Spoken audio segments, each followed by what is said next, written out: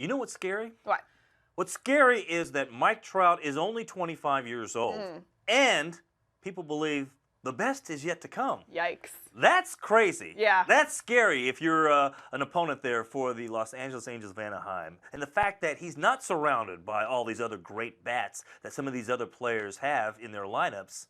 He's doing it on his own, and you know going in, you got to stop that guy, and you still can't stop him because he's that good. So Mike Trout is my runaway favorite to be the American League Most Valuable Player in 2017. I mean, he's Mike Trout. I don't know what else you want from me. I mean, you know, if you can tell me that there's another player here who, on paper, going into this season, is the better choice, I want to hear it. It's so funny because GMs of teams that are also in the Angels division talk about how they can't wait till some time in the future where Mike Trout is no longer playing on the West Coast, is no longer playing in their division because they are so sick of seeing this kid.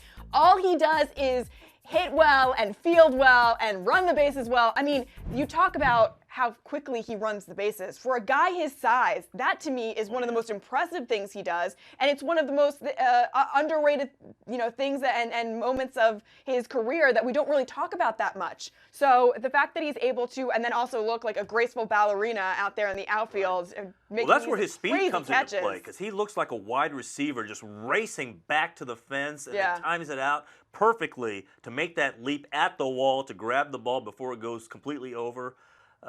It's amazing what he's able to do, both in the field and at the plate. I was reading a story where they were talking about the third base coach who had his head turned, and Mike Trout was coming around third, and from second base, he heard him and said it sounded unlike anything he'd ever heard before for the first time when he heard Mike Trout coming from second to third, just like he sounded like a Mack truck, and he just flew by him. It was he's like, this is the fastest thing I've ever heard and seen, and it sounded really intense.